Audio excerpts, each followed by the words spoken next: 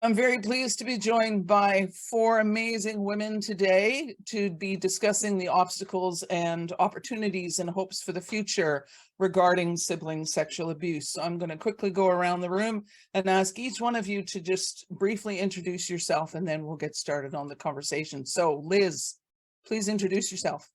Yeah, hi, I'm Liz Roberts. I'm based here in the UK.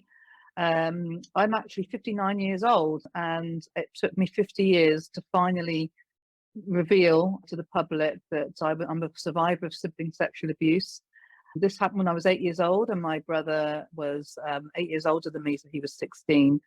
This culminated in a trial in Bristol last year, and he was convicted on 10 counts of indecent assault. For me, it's been liberating being able to talk about it. So, Nancy, I'm really honoured. I'm very nervous as well because I'm new to this this whole domain. But I feel it's really important for both parents and other survivors, no matter what age you are, to start to talk about it because it's never too late. It's never too late to heal either. But I really hope that by being part of this, I can shorten a lot of people's recovery journey and make it less than the 50 years it's been for me. It's great to have you here, Liz. Thank you very much. Tanith. Hello, my name's Tanith McCulloch. I'm a counsellor and supervisor. I'm the director of SARC's Sibling Sexual Abuse Resource Centre, and that's providing support to parents. I'm also the Sibling Sexual Abuse Project Officer for SARSAS, Somerset Navan Rape Crisis Sexual Assault Support. So we've received funding for a 2-year project specifically dedicated to adult survivors, and I'm very honoured to be here, so thank you very much. It's great to have you here, Tanith. Nusrat. Hi everyone, I am Nusrat Khan and I am a clinical psychologist by profession. I'm a licensed practitioner. I'm a survivor of child sexual abuse. I'm a mother of 2 wonderful kids, and I run this organization called Cactus Foundation, which is working in, in the field to create prevention interventions with respect to child sexual abuse so that we can have an emotionally healthy society. Till now, we have been able to have an impact on more than 500,000 people in India, and we plan to reach our 1 million target very soon. And I'm a firm advocate, I would say a fierce advocate of the fact that parents and adults can certainly prevent child sexual abuse and all the other forms of even sibling sexual abuse for that matter. So that's me. Thank you. It's great to have you here, Nusrat, and we'll be talking more about the work that you're doing in India and some of the great advances you've been making there for sure. And Dr. Sophie. Hi everyone, my name's Dr. Sophie King-Hill. I'm an academic from the University of Birmingham. I'm based within the College of Social Sciences, and I was the lead on one half of the National Sibling Sexual Abuse Research Project with Rape Crisis England and Wales. With that research, I was primarily, my focus on that half wasn't the adult survivors. My focus is when it's happening currently. So the under 18s, those that have harmed and those that are being harmed. So my lens that I look at things through is the family, but also children from both aspects. There are a number of findings from the half of the project that I led that I think we're going to go on to unpack a little bit later, but a lot of this is about there needs to be more of a joined up approach nationally. We need more training. There are lots of different professional reactions to sibling sexual abuse that need more exploration, as do more restorative approaches to the whole family. Off the back of that research, we've managed to gain some more funding, and we are currently just finishing the project, designing a mapping tool for social workers to use to look at all of the different contexts that sibling sexual abuse is embedded within a family, with individuals, to help them decide the best outcomes for the children and their families. That's great, and it's great to have you here. And yes, we'll be talking more about what you've been doing with the research that's been done in the UK and some of the things that you've been creating. But you were speaking there of some of the obstacles, you were alluding to some of the obstacles. So let's dive in right there to start talking about obstacles.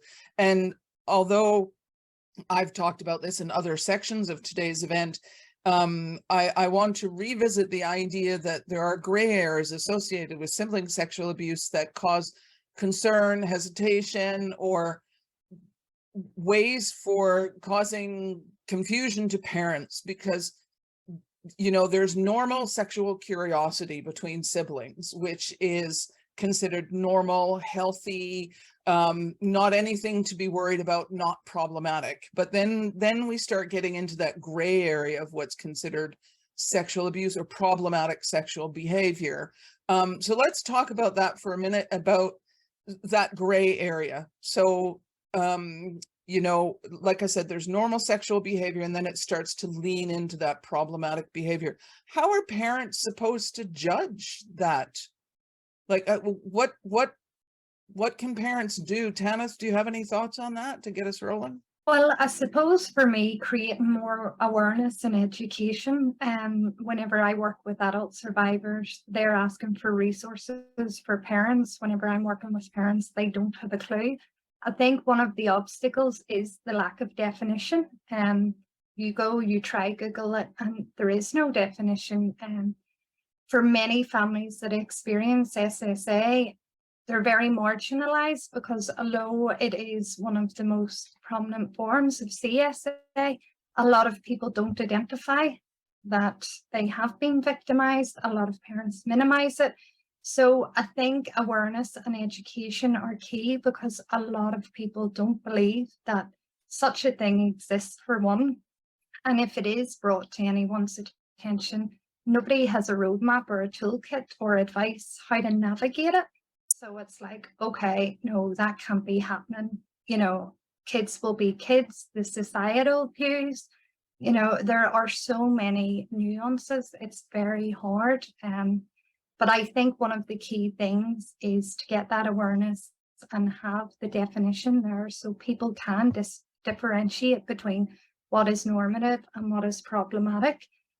And I know Dr. Sophie King-Hill will probably expand on the 2-year project that summarizes the definition, because that was one of the universal things that across the board there doesn't seem to be existing.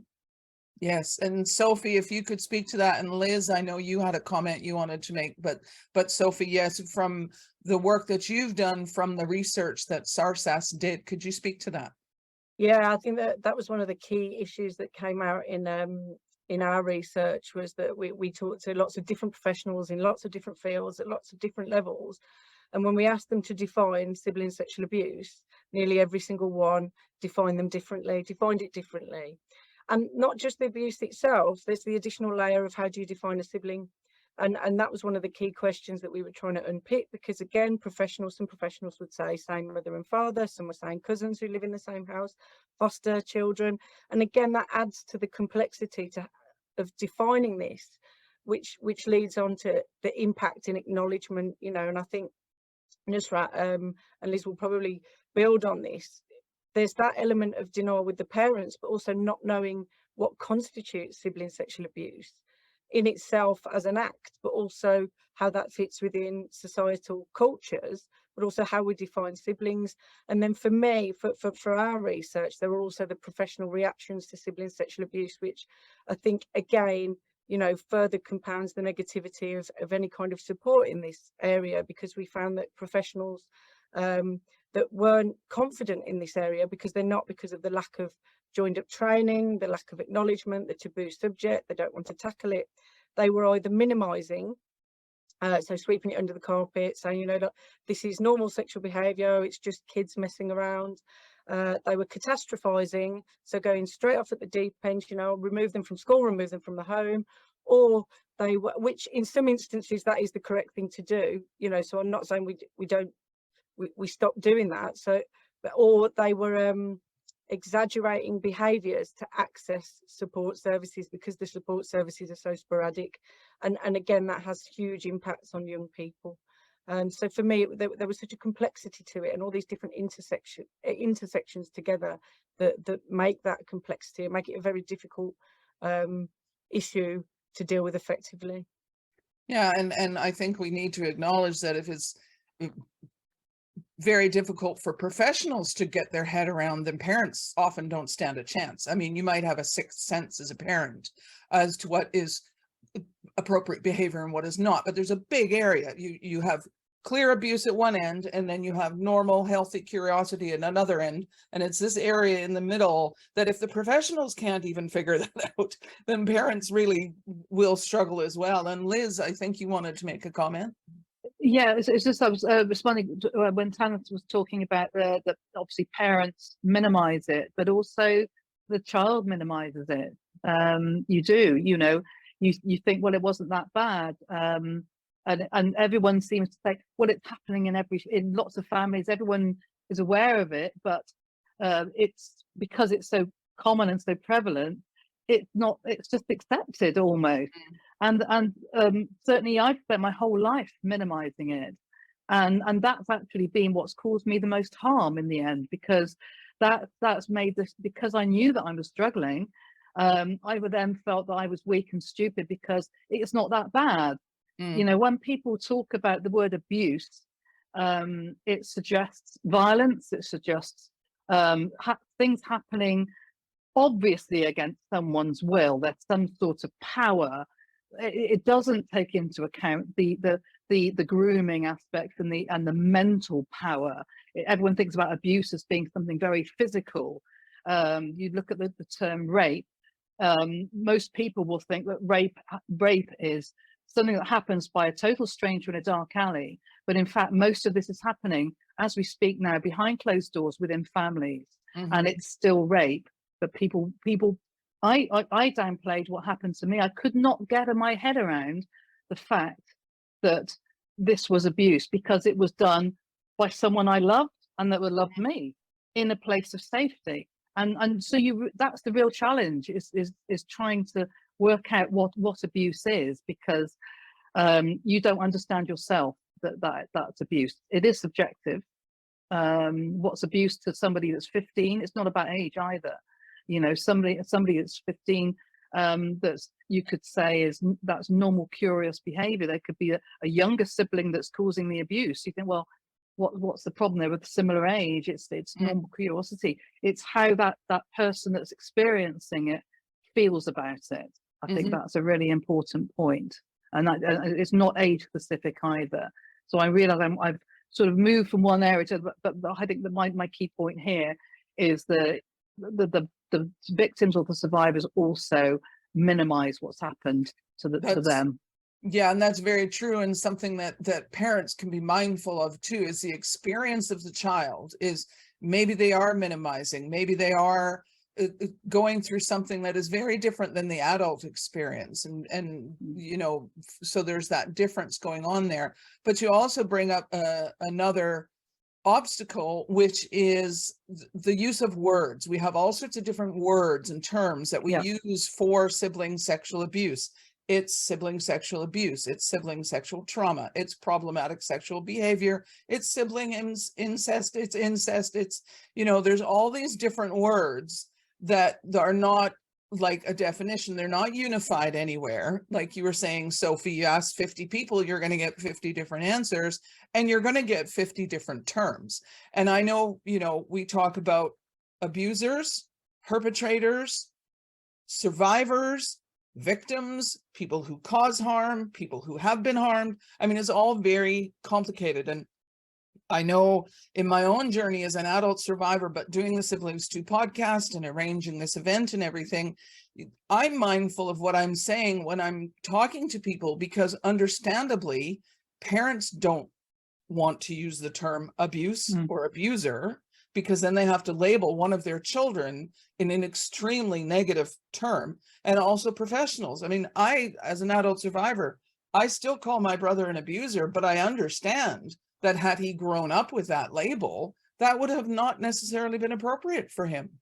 You know, to carry that label into his adulthood might not have been appropriate in that situation. So I think one of the things that will need to happen sooner rather than later is not only unified definitions as much as possible, but also unified terms.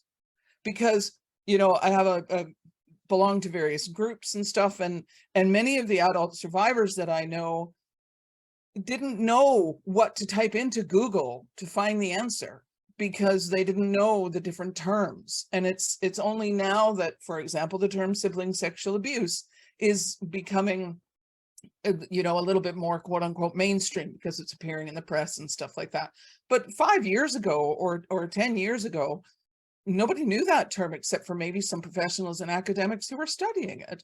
But it's not something that's been in the public domain. So I think that that's been one of the obstacles as well, for people to find information. And it, you know, I'm might sound a bit crass, this might not come across well, but you have to do a little bit of work as a parent to find this kind of information if it's not clearly defined. So you might have had to sit at you know, your Google or whatever search engine you're using and try different things to find out about, are siblings capable of causing harm to each other? You know, that you type that into Google and it might come up now, but it wouldn't have done 2 or 3 years ago. I don't think anyway. So Tanith, I can tell you have something you want to add. And I think a key point of that is, as you say, sibling sexual abuse is now becoming on the web. You can type that in. But years ago, you know, for any parents that are experiencing or listening, or even children, typing in harmful sexualized behavior is a way to find that information. But not many people would know, and still even only limited professionals. But because when it's children under 18, it's not necessarily described as sibling sexual abuse, but harmful sexual behaviors in use. So that's the key piece of information if anyone needs to go looking for resources. Right. I think one of the challenges, though, is that harmful sexual behavior, you still have to dig into that, because that will include if, you know, a neighborhood kid is being, you know, is causing harm to somebody else. So it's still not the same. So there's no unification there, Sophie. I think, yeah, and another key point, so bearing in mind my perspective and the lens that I look at this through is through for children, so not adult survivors. And I mean this with the utmost respect to adult survivors, but we would never refer to a child who has harmed as a perpetrator, because they're still a child. And that's really very important language to use when you're looking and working with children who have harmed or children who have been harmed, or some that are both, because they are still children. And at that time, you know, that's how we can kind of look at what's best for everyone within the whole family, is to make sure the correct terminology is used when working with children from both aspects. Yes, and that a key point there is, you know, one of the pieces of the research, which I've spoken about with Brad and Spencer, was that the research shows that, generally speaking, the person who causes harm does not go on to cause harm to anybody else. So that makes it very different from, for example, somebody who later goes on as an adult and is a pedophile or does cause sexual harm to other people. So it's important to recognize that more often than not, that child who is causing harm does not grow up to continue to do that, and therefore labeling them as an abuser when they're 12, 13, 14 years old is very difficult, is problematic in the long run. At the same time, had I as a child been known some of this language, I would have called my brother an abuser. So it is okay for some language to be used by a person such as myself that isn't necessarily used by others. But even just the awareness within the family of those different viewpoints is really important, because if everybody was, in my opinion, if everybody was to simply say that the person causing harm was just causing harm, to me, that minimizes my experience as a person who was abused in my head. So it's finding in the family the language that needs to happen in the family, so that everybody feels heard and understood and all the rest of it. And sometimes somebody who has been abused may be able to say ultimately, yes, this person caused me harm, and sometimes they won't. Perhaps the language will always be, I was abused. And sometimes even the person who causes the harm might end up saying, I was abusive, or I abused my sister or my brother. And that's okay, but it's one of the problems now in the whole conversation about sibling sexual abuse is what language do we use? And therefore, then what do parents do to go and find information if they don't even know what language to use? Like, child sexual abuse is pretty clear cut for most people in our little head. When we're defining child sexual abuse, we see an adult abusing a child. That's usually what we see. That's not the totality of the term, but that's usually what we see. When we're talking about sibling sexual abuse, we go back to that big gray area of what exactly is that. So Liz, I think it's just made me think of something in a slightly different way, is that we're talking about abuse, and we're talking about it as an event. So this is something that happened. He or she did that to him or her, and that's an event. So that behavior was abusive. Does that make that person an abuser? And I think looking back at my life, my abuser, or I would call him a perpetrator, but probably not from the point of view of that event, but more to do with the fact that the effects of that event were long-lasting, deep-rooted, and like a long-term condition.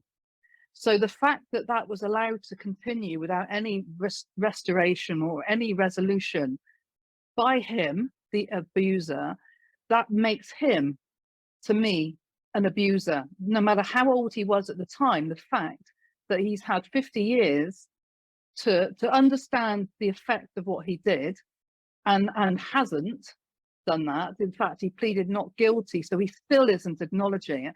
That, to me, makes him an abuser now. So he's an adult abuser. So I look at photographs of him leaving the court, for example, and I see him through other people's eyes, and other people look at him as potentially a paedophile.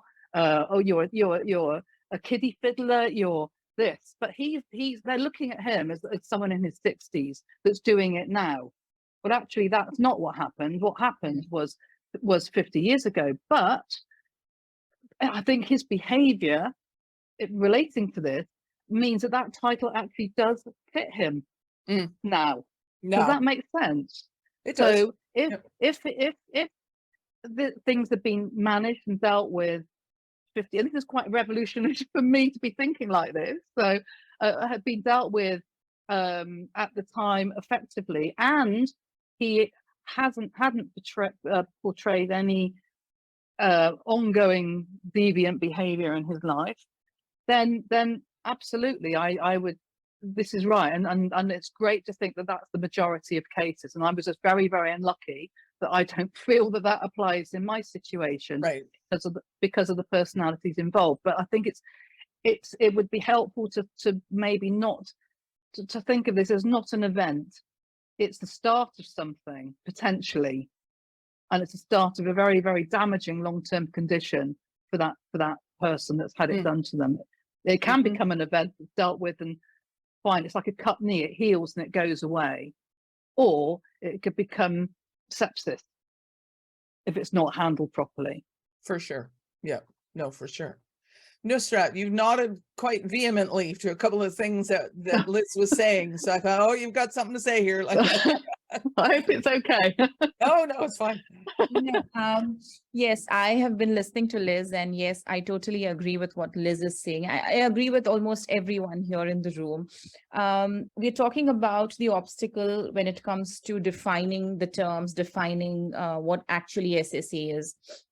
I think that is one obstacle, which is definitely a major one. I will never discount that.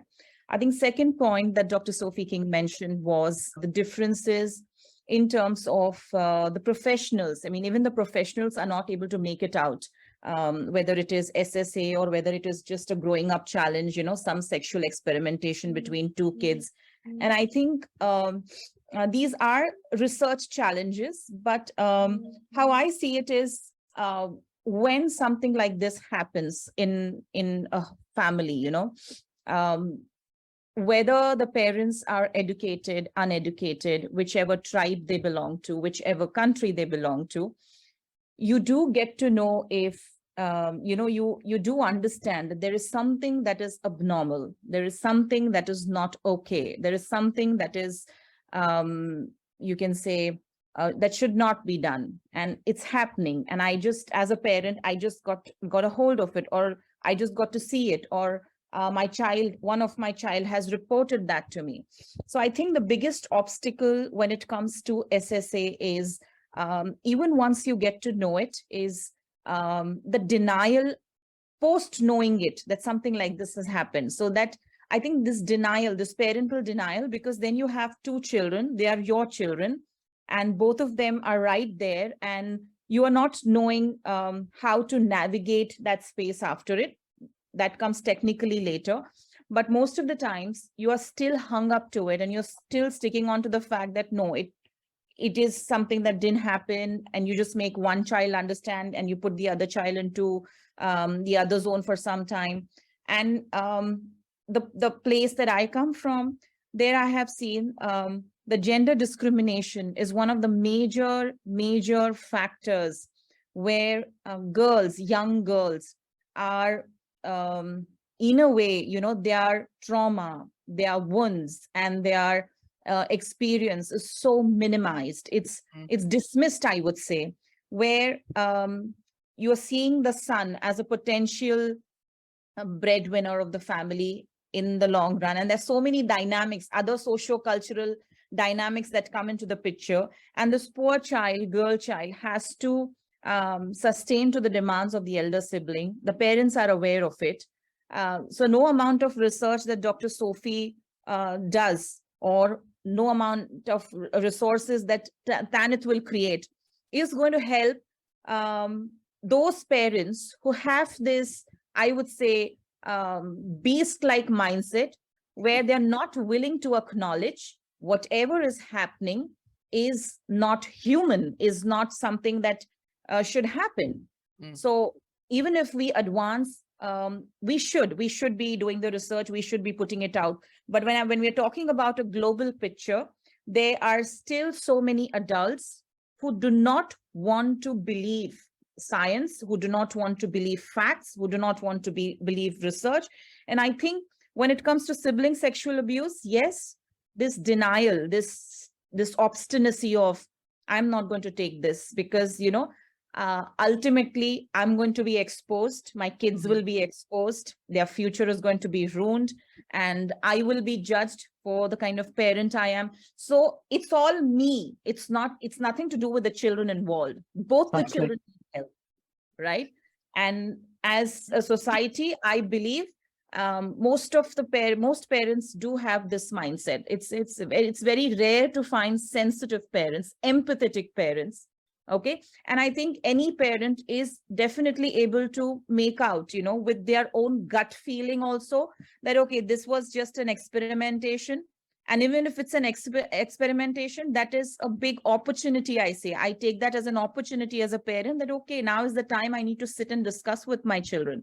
I need to invest time. I need to build my skills. There are so many workshops. There are so many training programs. There is so much of information that I need to download in my system so that I can help both my kids. But unfortunately, what happens is we get stuck with that denial. We get so, the denial consumes you so badly that there is no help to the victims of SSA. And the way Liz mentions, the consequences cannot be reversed, no matter how many therapy sessions you go through, or you may get the best life and the best opportunities later, but the nightmare exists for a really, really long time, and nobody can help this adult later on. You've totally wounded. And maybe that's a way of coming about this, is to maybe raise that awareness. So my feeling is, once I didn't understand, and I went through it, what actually happened to my brain. I did not understand the science of a child's brain. And when it was explained to me only a few years ago, and I kind of class myself as fairly well educated, and it was like, wow, okay, so my child brain did that to keep me alive, and it kept me safe. But actually, then it turned around, and it's what's killing me now. And so I think that I think if parents, maybe this is a way of approaching it, is to explain to them the consequences of not doing it, is that this isn't something that the child will get over and grow out of. It will get worse. And so looking long term, try and get them to take a long-term view and looking back at their child's life and help them then say, look, the consequences of this will be that for your child. Do you love your child? Do you want them to go through this? When I sort of found my voice, I did a number of highly publicized interviews with the BBC. I was on Woman's Hour in January. I did a feature for The Guardian, and I've been contacted by quite a number of some parents actually and survivors saying it was like you were speaking for me, and nobody seems to understand this. So it's the fact that the long-term consequences. Everyone's dealing with a snapshot of the here and now. Oh, this has got to stop. What are we doing now? I think the only way to stop it is to look ahead as to what the long-term consequences are to society of the health costs, of all the eating disorders, the suicides and the depression and the anxiety conditions. That's everybody's problem, because we're all taxpayers as well. Even if we're not invested in this as survivors, we're all paying the consequences of this. Yep. Sorry, I'm on my it's again. Nothing to apologize for. Sophie. But yeah, I think it's really important what Liz is saying, and I think we need that two-pronged approach, and we need to recognise again what Nusrat has been saying. You know, the culture that it's embedded within. You know, that culture of denial, and that parents don't want to see that. So we've got to be looking at a culture shift. So to foster a culture shift, we have to change conversations, and I think that's what we're doing now. You know, with all of this work, all of this publicity, we're trying to change. We're trying to reframe the conversation so that sibling sexual abuse is within the conversation. And then there's also the work to do in terms of prevention. So my counterpart Abigail Sennan on the project that I'm working on, you know, she's quite passionate about relationships and sex education and getting it in there. So as a preventative measure, then we have to look at what's going on now for families and children that find themselves in that situation. So we've got to do more joined up approach with multi-agency working. We've got to work across families. We've got to have a restorative approach.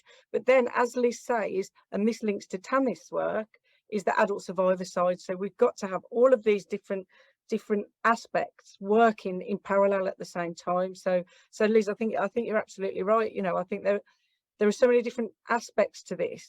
You know, so there's the work that Nusrat's talking about culture shift, changing perspectives of parents. There's Tanith's work, which is the adult survivors. You know, looking at what's happening at the other end. And then there's the work that I'm involved in, which is looking at the here and now and what's going on now, and also the prevention stuff, which should be embedded within relationships and sex education. Well, you guys are taking us right into the next section of this conversation, which is all about the opportunities and the hopes for the future. Because let's be honest, when we think about sibling sexual abuse, its impacts short and long term, and all of these different things, it's a very heavy conversation, and it weighs very heavily on parents. And it's that let's just add layers of responsibility and complication to a parent's life. So now let's shift into this conversation that, you know, let's be hopeful and let's talk more about what is going on now. And I just want to touch more on what we've been saying about parental denial, for example. I would like to think that this whole event is giving parents permission to stick their hand up and say, yeah, that's me. There are possibilities within me that I would minimize, or I would, you know, because hey, I'm a step parent. I'll tell you right now that what my step kids do is a reflection of me sometimes, because, you know, because I have that attitude, sometimes I might not make the best decisions as a step parent. And I think every parent would stick their hand up and say, yeah, sometimes, you know, I do things because I don't want to be seen to be a bad parent. I think most parents would say that. So, and just putting that on the table and being honest about that, like we are in this conversation, gives parents permission to agree with that point, that yes, sometimes I mess things up. Tanith, you were looking like you had something to say. I think that is very valid, and also as a way of minimizing shame, because parents take responsibility and that prevents disclosure, as we have touched upon. And Liz, as you say, it's about educating parents. Okay, this is the long-term damage. If you minimize it, there's the secondary victimization for adult survivors. There's also, if parents don't have the awareness that actually this could be the devastating long-term impacts, without creating guilt and shame, because it's fear-based. Like, the reality is, the fear is so overwhelming that nobody wants to disclose, nobody wants to acknowledge the harm that can be caused. And that's why looking at it as abuse as the action and trauma as the consequence, you know, it is traumatic, but parents need to feel safe, supported, that they're not going to be judged, so they are in the best place. Nusrat, I think you had said they are the immunity to their children, and that is powerful, but it's about holding everyone and providing that holistic approach to support every person. And I think that is what is invaluable here. And that's where the hope and the opportunities come from. Having the individual perspectives, but having a holistic approach. And how can we join these up? How can we do the multi-agency working to look at a longer term beneficial solution? And I think that's where, for example, the research that was done by SARSAS and what came out of that. So correct me if I'm wrong, but SARSAS did some research in the UK looking at reported incidents of sexual abuse within the family where the victim was under the age of 18. 24% of those reported in the police reports that were able to be brought back into the research, 24% were committed by siblings. And then is that correct, Tanith? Yeah, so 21 police forces out of the 47, 21 had reported 11,840 cases of interfamily sexual assault. As you say, 24% of that was a sibling relationship. So to break that down further, it was 2,869. You know, so that in itself is a phenomenal amount. And even off this one piece of research, it has meant that we can get further research and funding into this area, because it shows the prevalence. You know, we hear it being thrown about so much that it's 3 to 5 times more likely than adult on child or parent on child. These statistics are alarming, and yet these are underreported. Although 24% sounds like a lot, how many families aren't reporting for fear of consequences, for fear of backup? So it is the most silenced, under-researched, under-reported, underrepresented form of family abuse. Yeah, and all of what you just said about it being underreported, underfunded, under-researched, all the rest is now what we're looking to change. And just in recent years, for example, with the work that SARSAS has done, and then the BBC documentary that came from that, I know there's a documentary coming out in Belgium soon about sibling sexual abuse, child sexual abuse and sibling sexual abuse. There's the People magazine in North America that came out talking with both Jane Epstein and a parent dealing with sibling sexual abuse. There is more research happening because of all of these things. I mean, research follows what people are paying attention to, and then people pay attention to what's being researched. So there's that nice circle. And we've talked about this before, that, you know, this isn't the first time the conversation of sibling sexual abuse, or any term that you want to associate with it, has been brought up. They've been doing research on this subject for 40, 50 years. But what ends up happening is a little bit of research happens. You know, there might be a news headline on page 35 or something like that, and then it goes quiet again. So, and now there seems to be this impetus to keep this subject matter in the community, in society, and make sure, as I say, we don't have the genie go back in the bottle.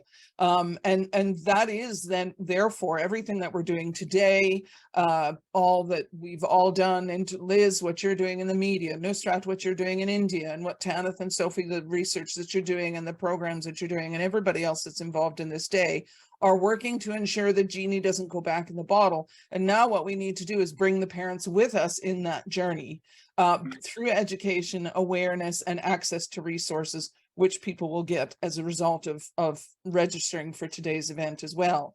But I really want to emphasize and talk about now sort of what's happening as a result of some of that research. So Sophie, you've taken the research that's come out of SARSAS and you've done what with it? What have you been doing with it? Yes, so what we found from the research that we carried out, so like I said, that I did I led the one half, Professor Kieran McCartan led the other half with SARSAS, and I led the children and families part with Purple Leaf. So we had the research from the adult side, we had the research from the children and family side, but then also we've been working with Stuart Allardyce and Peter Yates and the CSA Centre, that were putting together a guide and a lot of information in regards to sibling sexual abuse. So by looking at that whole landscape, we realised quite quickly that there were a lot of work being done in silos, a lot of really valuable work on all of those different parallel perspectives that I was talking about earlier. So we managed to gain some more funding to draw all of that information together. So the work of Stuart and Peter, so Allardyce and Yates, Kieran's work, SARSAS, and the work of Purple Leaf, and to put it all in one place. And what we found when we looked at that landscape is that there was very little out there for professionals. So when this is reported to professionals, they didn't know what to do. And so we've put this together into a mapping tool, and the mapping tool has takes into account lots of different aspects of sibling sexual abuse and what needs to be looked at for the best outcomes of the children that are being harmed and those that are carrying out the harm. And this mapping tool allows social workers to look at all of those nuances, so they can look at education, they can look at the living situation, they can look at different adverse childhood experiences, they can look at addiction problems within the family and general family dysfunction. And this tool will allow a professional to come along when they've had this reported to them and create a map of what's needed for the best outcomes for the family and for the children, and whether that might be immediate removal or that might be managed keeping them together or splitting them for a while. You know, it will allow them to look at this landscape with all of the links to all of the different research that's been going on in the area, so it draws it all together in this one tool. And I think that's amazing, because personally what I believe that tools like that do, particularly this tool, not only supports the professionals, but as parents and society as a whole understand that professionals are looking at this concern from this sort of angle. Because, you know, you have found that professional confidence was low because there's very little training for professionals in this outcome. It helps the parents to understand that parents who have a hesitation to report because they have a distrust in the services, or a distrust with the police, or a distrust with the, you know, child welfare agencies, that now these professionals are going to be equipped with these tools, and they're starting, right? It's starting to happen. More and more information is being provided to the professionals. So if a parent has disclosure or even has a concern, there's opportunities now for them to feel more trust in the system that they're going to rely on. Most people don't trust the system. Anything that's the government, most people don't trust. So knowing that these tools are being developed and being put in place, such as your mapping tool, will help parents to feel more trust in the systems that they're going to need to rely on. Can I just add on to that, Nancy, and Dr. Sophie King-Hill? One of the beauties in that is looking at the strengths and the resilient factors of the family, which has another key aspect of the professionals in the families working in parallel and harmony, and that's very empowering. So it creates that safety and that stabilization and that security for the family. And I suppose another key thing that we didn't touch on with the research and the awareness being generated is the survivor's voice, and so many more people coming forward going, actually, I'm not out on my own. It minimizes the isolation. Liz's advocacy work, everything. So now that it is generating the awareness that it needs, many more people are feeling, okay, this does happen in other families. They've got their sense of community. They're not feeling as marginalized because they fit within a certain box. Not that anyone should be in a criteria, but they can identify, and that's the beauty that I'm seeing working in all the different areas that I'm working in. And I think one thing I acknowledge is that, you know, survivors of many different types of abuse or trauma across the board ultimately find each other, you know, whether it's through now social media, but it used to be other sorts of groups where they would ultimately find each other. It might take a while, but they ultimately find each other. Those people who cause harm don't find each other, and parents often don't find each other for support because parents won't talk to other parents about this subject. So, but now I'm seeing more parents are starting to sort of dip the toe in the subject matter with other parents, whether it's sort of like, hanging out with their friends and talking about this subject just generally. It's starting to happen, and hopefully it will happen more in the future where parents, because they're equipped with information or at the very least curiosity, are willing to sit down with their friends, parent groups, you know, and all the rest of it and start talking about the subject and exploring you know, what they've seen in the press. Now, Liz, I saw you had your hand up there. Yeah, just thinking about the fear of the family unit and the responsibility and the pressure on the survivor to keep the family together because you can't blow the secret. Well, actually, you feel like everyone's going to ostracize you. You think that society is going to ostracize you because this is such a dirty thing, and it's something you need to go away with, and it's your shame, and you carry the blame. But actually, in my situation, but also not just in my situation, people that have approached me, you're talking about survivors find survivors, is that isn't necessarily the case. That it's not the whistleblower, if you like, if it comes to that level, that's the one that's cast out in the cold. It's actually my experience and others is that the other family members that weren't aware of it at the time are rightfully horrified, but it's actually certainly made my family stronger. So I've now got to buy Christmas cards and presents for family members that I haven't done in decades. You know, the family is reformed, it's regrouped, and the right thing has happened, and the right people are together. The negative influence that caused my old family to be has been blown apart, and this new family and extended family has now formed, and it's amazing. It's absolutely amazing. So it's easy to feel that it's the end of the world, and you think that doesn't matter because I don't care about them anyway because they've hurt me, or they really think I'm just there. But actually, it doesn't have to be that way. There can be some very positive outcomes, and sometimes it is the right thing that you do go off on your own. That's a healthy place to be. But it doesn't have to be that way. You know, I've denied my other siblings the right to say what they think about it by not telling them actually, and they've actually set forward and been equally horrified and equally traumatized actually.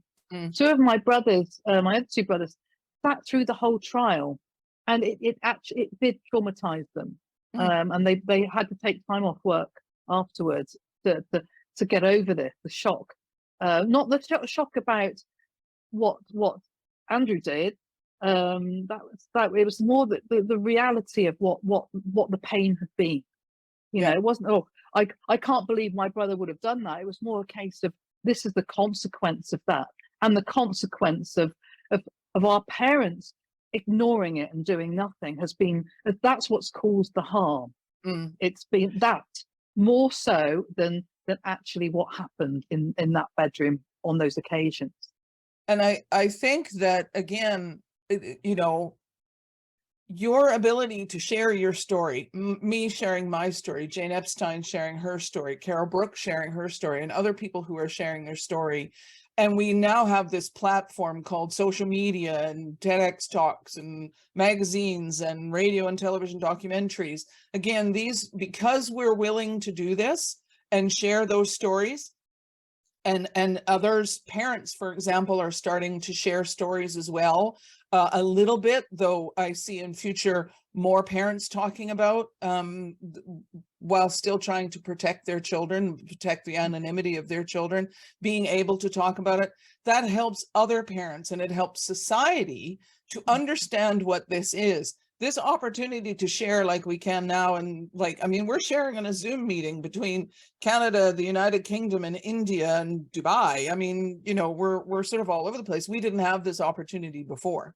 So now we're capturing that opportunity. And like I say, your willingness to be so open and share is so valuable for parents to, for you and me to be able to sit back and say to parents, this is what we would have liked to have happen in our family unit, not so much around, for example, SSA itself, but had I thought I could say something. So clearly there was a dysfunction in my family somewhere around communication because I didn't feel safe to say that I was being harmed. Clearly something was wrong. That's a form of education to parents. You know, that it can encourage parents to say, what am I doing or not doing that makes my family structure safe? Yeah. And because we're creating these opportunities now, because we're speaking out, you know, certainly helps the whole dynamic. And Nusrat, you had something you wanted to contribute to that? I contribute, yes. Again, it's a wonderful discussion, and I quite am impressed with what Dr. Sophie said, and she has brought on the table a multifaceted approach in terms of the solution, I would say, the opportunities that we have. And Tanith is talking about the resources, and Liz is so openly giving us such beautiful insights. You know, so we are now looking at it from a holistic perspective, which is the way to go about, no doubt about it. And at Cactus Foundation India, we are practically doing exactly the same. We are having a multi-faceted approach. So when I began my work as a CSA survivor, like 10 years back, I did not think that I would get to know about SSA as much as I have been getting to know about it. So once CSA was my entry point to get introduced to SSA, the way Dr. Sophia said that we do not have a lot of research. So everything in India, even today, is under the banner of incest. So there's no specific like sibling sexual abuse.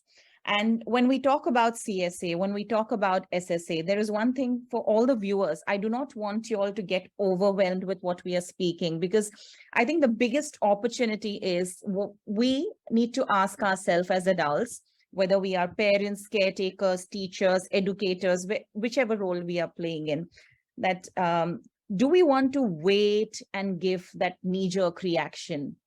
Or do we want to, you know, take this forum as, you know, and, you know, as a medium where we can actually begin working on ourselves? And when we talk about SSA, when we talk about CSA, it's not something that you take this term and then you sit with your children on a table and you start giving them the download. Okay, this is child sexual abuse and this is, we do not do it that way. It's not that scary. It is not at all scary, I would say. Though the topic is so, you know, it comes across as repulsive and it's very scary. I don't want to talk. I remember when initially when we would send WhatsApp messages for awareness purposes and we would talk about stories, we would get messages from parents saying, oh, this is too scary. I'm not able to sleep, even reading that. So please stop. No negativity, only positive vibes. So if you really want positive vibes in your life, I say that this is a work in progress. The moment your child is born, or I would say even if you're an expecting parent, this is your time to get to know what CSA is, what SSA is, get your research done. And these conversations, how to set boundaries, the concept about consent, this is like work in progress. It cannot stop and it cannot begin in one period. You have to keep doing that, keep on going. It's as simple as this, you know. Are you making a decision so consciously about teaching your child about the red signal and the green signal and the yellow signal? When do you stop and when do you go? You teach it, and it becomes like an automatic response. The red signal becomes a cue for the child to stop, and you know that he will not cross the zebra crossing unless it is green, because he knows, and he'll stop. He'll say, no, mama, you cannot walk here. So can we, as parents, use normal conversations in our routine while I'm bathing my child, while I'm snuggling with my child in the bed, I'm talking to my child as and when they are growing up in an age appropriate way, with stories, there's so many resources. Janine Sanders from Australia, she has got some amazing resources when it comes to talking to your kids. You know, she's got beautiful stories, all age groups. She's an amazing author, and especially with respect to body safety. And the way you say sex education, body safety, gender sensitization, so many things, you know, you're setting boundaries, you're setting so many rules, and that happens on a day in and day out basis. So when you're talking about CSA, you just go one step further and you say, and the moment you say in child sexual abuse that you're not allowed to touch anybody else's private parts, and neither can you or should you give consent because that's not safe for you. So then children will have, because my son definitely asked me, you know, that, okay, I want to marry my elder sister. Are you going to allow me? I said, no, that is something you'll have to ask her. And we had a conversation for half an hour where my 5-year-old got this hint that, no, I cannot do this with my sister herself, or I cannot marry her, or I cannot touch her. We are a family. So I think these preventive talks happen on a very day in and day out basis. And parents should take this as an opportunity. They should not be scared. And children learn beautifully. They respond so beautifully. They respond so openly. The fear, the mental blocks is here in our minds. It's not. Yeah, it is. Yeah. I remember myself, my stepdaughter was already just like a preteen when she became part of my life, and her questions were just so great, but they made me uncomfortable. I had to overcome some of that discomfort in order to be able to respond to them well. So what I love about the work that you're doing in India that I'm familiar with is you are very much focused on teaching these sorts of things to parents and giving them this information, but you're also very focused on working with kids and schools, right in the school, teaching kids about consent. And like, you're just going in there and because you're a real force to be reckoned with in India, I'm sure. And you're just going in there and you're just telling it like it is, and you're helping people. But one of the things that I'm aware of, which is I think a great opportunity that the world needs to know more about, is your child warriors. Can you tell us a little bit more about that, what you're doing with that?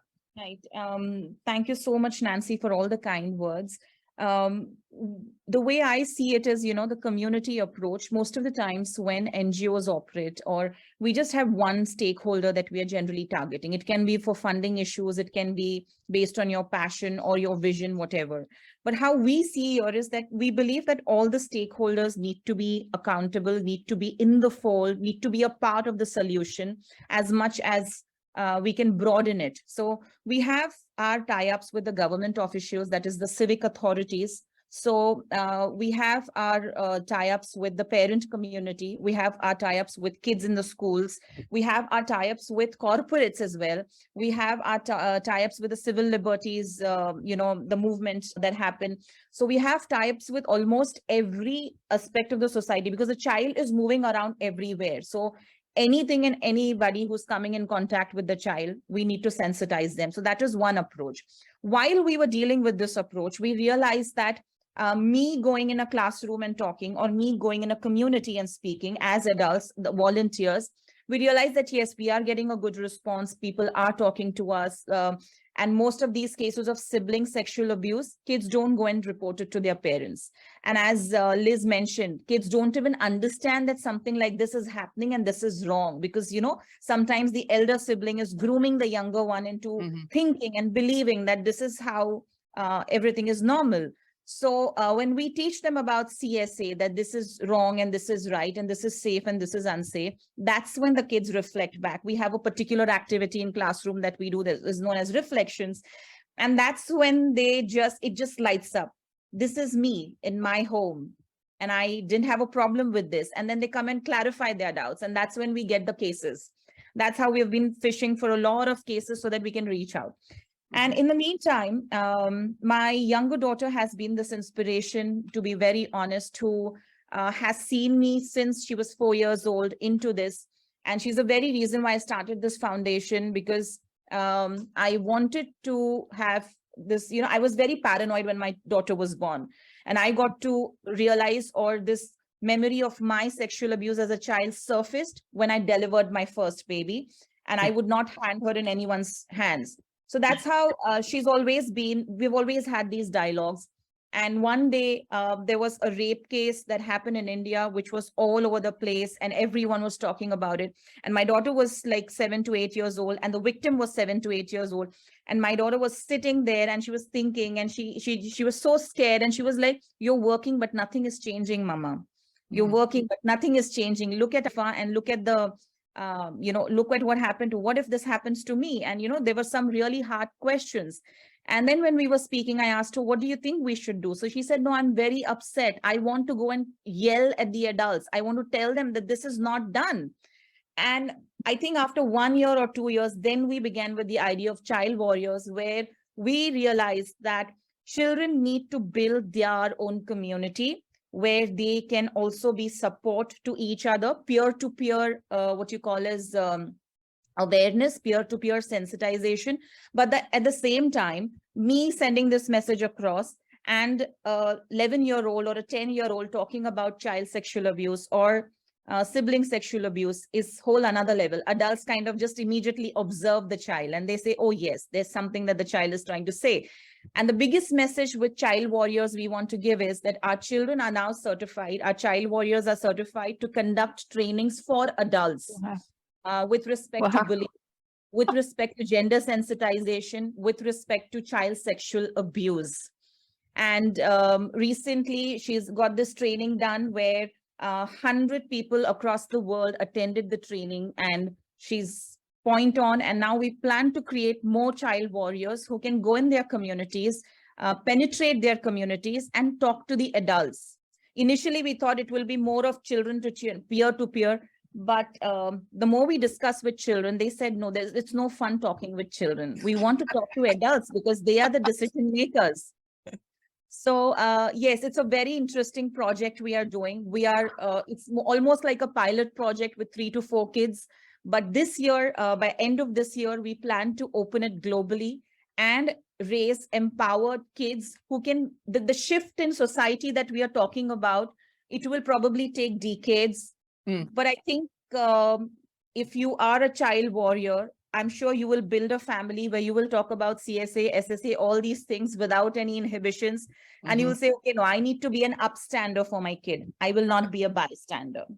So that is also the whole idea of child warriors. Yeah, and that's such an amazing project, and I just think it's fascinating because also those child warriors and it will become just natural advocates for communities and societies, right? So they are, as adults, the future activists, the future advocates. So I think it's an amazing project, and I can see the potential for the spread of that sort of project internationally, and how that can be beneficial, because yeah, I mean, can you imagine, particularly I can imagine some places that I go to have a 12 or 13-year-old come in and teach adults. I mean, I just think is a fantastic, and help adults to understand, because really we are adults right now in this conversation talking to other parents about children.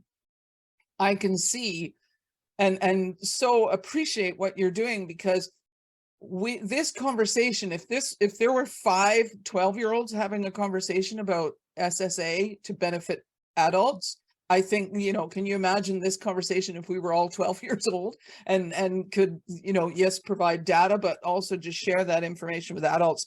So I see that, for example, as one of the great opportunities that's coming out of all of these conversations, is these new programs and these new approaches, such as the child warrior stuff. And also, you know, what we're going to be finding out from the adult survivors who are stepping forward now because they can, and what SARSAS is doing in creating resources.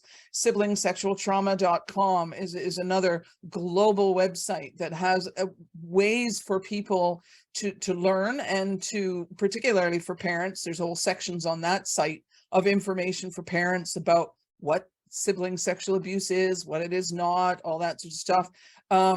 My website at SiblingsToo.com, where people are sharing their story, all of this information that, for example, those stories are being shared with researchers to be analyzed, to hear the story, because it's in the stories of children, of parents, of people who caused harm, of people who were harmed, etc. It's in that story that the solutions lie. Sophie, I'm sure you would agree with that as well. It was the stories and the information that you were able to pull out from that SARSAS research to figure out that mapping tool when you were speaking with the professionals and the others, the, you know, practitioners, and they were telling you, I got nothing. I need something. It's in those stories that we are creating solutions and creating opportunities. Would you agree with that? Oh, absolutely. As part of the research, we spoke to 2 victim survivors that were age 15 as well, to get their perspective on it, and those young voices not only consolidated what the professionals were saying, but also highlighted different aspects we hadn't even thought of. And I find that I'm a great advocate of co-design and participatory research with young people, children and young people. So a lot of my work, I work in relationships and sex education, and you know, at the moment we can't do anything around that. And this is what I'm trying to push the agenda without involving children and young people. They live in a completely different world to the one that I lived in. You know, I'm 43 now. It's an eternity ago. The whole landscape is completely different. But that's even the same for 26-year-olds now. You know, for a 15-year-old, again, because things are escalating and moving very rapidly in terms of social media and expectations and cultural shifts. We can only do this work, as Nusrat says, by listening to young people and engaging that voice. So yeah, that it's really refreshing to hear about the child warriors, and I think that could be a real international endeavour. In lots of different fields where there are sensitive topics. I think it's crucial. I thought I could see the gears turning, Sophie, when Nusrat was explaining. It was like, oh, it would work there. Oh my God, it would work there. You know, but I, you know, when you're talking about that multifaceted approach, and also the way of getting like almost a 360 feedback on what you're doing and what you're trying to figure out, must include children. And so the message I want to take forward into our conversation is, as a parent looking at the situation of SSA within your, and even CSA within your whole family, you've got to have those lines of communication with your kids. It's if the only thing people take out of this whole awareness day is, I need to find new ways to create communication with my children on any subject, then we have a win, you know, because that's what it is, isn't it? It's, I need to be able to, as an adult, share information from, as Nusrat was saying, you know, from day one, and hopefully create an environment where the family is functioning well and communication is very good. But if for some reason something goes amiss with all of that, I also need to help create an environment where my children can come to me and discuss anything with me. And I know in another section of the Awareness Day, we're talking more specifically about prevention, signs to watch out for, and how to, generally speaking, deal with disclosure. But part of the opportunities that are available for parents is to go away from this day and say to yourself, where is the communication not good in the family? Where could we be making things better? What can we do about that? That's definitely one thing that I would want people to take away. Nusrat? Yeah, I while you were speaking, and I think when Dr. Sophie mentioned about the fact that, you know, the age that we are living in right now is different from how we grew up. You know, it's a totally different era. So I see this current era of the social media or the internet revolution, it is an opportunity as well as the biggest obstacle also, most of the times. And I have seen that in the past 2 years, especially during the pandemic and post-pandemic, with the kids spending more time in the online world, the experimental methods of, you can say, sexual gratification by watching porn, by watching, you can say, websites that are not child, age appropriate for them, by watching content which is not age appropriate for them. This sibling sexual abuse that we call is definitely on rise. And I'm not going to say that it is just restricted to experiment. Experiment is you do it once, you do it twice, and then it stops when there is an intervention. What I'm observing is now there is no impulse control. Even when the parents are trying to intervene, therapists trying to intervene, when we've been talking to such kids, there is no remorse. And that is the most scariest part for me as a therapist, as a person working in this field. There is like 15-year-olds and 14-year-olds, they show no remorse. There is no regret. There is no, you can say, accountability, or there is no, they are so firm on their part, and they are like, there's so much happening on the social media, whether it's self-harm, whether it's, the sexual, you can say, sexual hypersexualization, as I call it. All this is actually affecting these young minds. And this is something that parents need to watch out. Recently in Cactus, we had this conference called Decoding Cyber Safe Parenting. And I had one guest, and she is working as a sexual assault nurse. And that's how, when we were actually talking to each other, we got to know some scary things, like, most of the cases that they get is that the elder kids are sexually assaulting the younger ones after watching pornographic movies. So porn is like the new drug today for these kids. And we have to talk about, and that's why I believe a strong connection between the consumption of porn with, these young kids, the consumption of porn, and the connection between the sibling sexual abuse, because you cannot discount that. Okay, it's very easy. It's easy access for a sibling when you're watching porn and when you're like, into that environment. And the scariest part is I haven't seen remorse or regret or any sort of embarrassment, no feelings for that matter. No, I did it. I just did it. It was okay. And they will still want to do it. They would still want to experiment it. And so we are taking these kids into a very different, it's a huge challenge for the parents, for the teachers, or for everyone involved.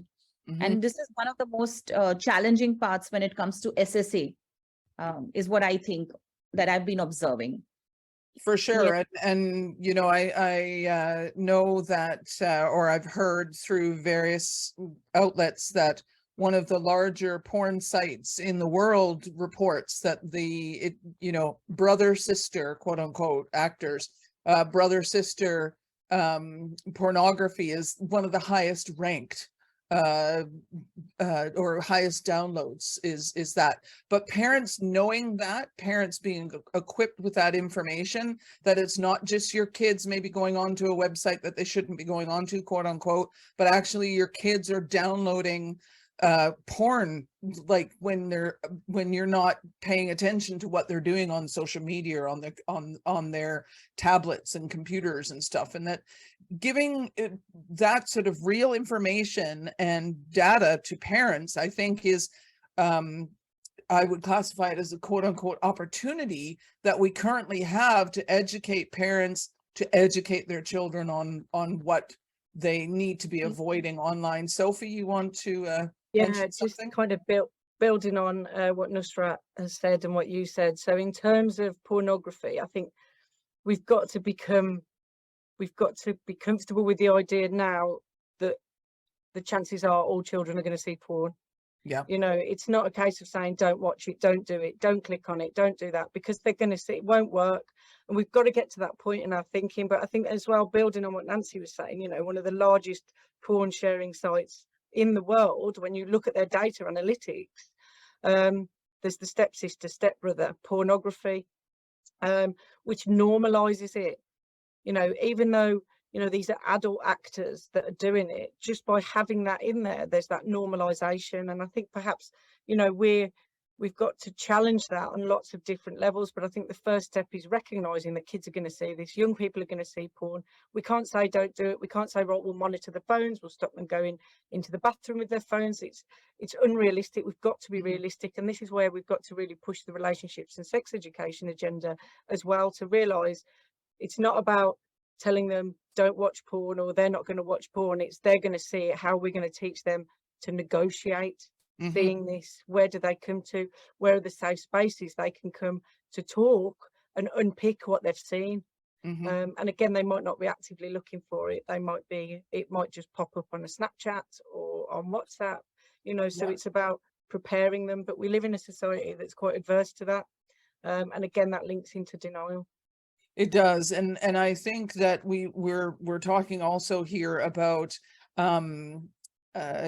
something that you've touched on, Sophie, and has been touched on in other sections of today's awareness event, that one of the things that parents can do, not only are we hoping that parents will do things within their own family, but parents can be advocates for their children's education in their school systems. So parents can put pressure on or discuss with school governors, school directors, you know, this relationship in sex education that is quite often taken out of the school system, or is, you know, I've looked at sex education curriculum that doesn't even talk about this possibility at all.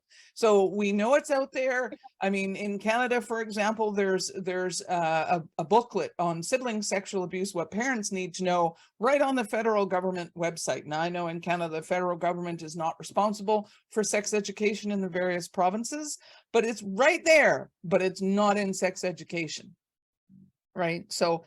But parents can advocate for that, because it's when children have information and it's matched by parents who are taking an interest and being open to having discussions with their children about sex, about relationships, about good behavior, bad behavior, et cetera, that we might be able to put those two things together. So as you say, Sophie, these young adults, these teenagers and everything are going to be exposed to pornography. They're going to be exposed to things that I would never have been exposed to, you know, when I was a kid. I would have had to have probably stolen a magazine out of a shop or something, you know, they're going to be exposed to it. They'll be equipped. They'll be emotionally and psychologically equipped. And then maybe they'll be in a family structure, all being well, where they can have discussions with parents. I know that it's not going to happen all the time, but, you know, Nusrat, you quite eloquently talk about the responsibility that parents have from the get-go to endeavor as much as possible to create that environment where those conversations can happen. And I know, Tanith, you're a big advocate of that as well, you know, having these conversations even before it happens. That's the preventative angle of all of this, and that it is more than doable, but part of the parent's responsibility is to say, I need to learn about this stuff. I need to get over myself. I need to get out of my own head. And I need to be able to, and I need to do what I need to do to be able to have those conversations. I need to learn how to not take things personally, or, you know, not worry about my reputation in the community, or all of these sorts of things that get in the parent's way.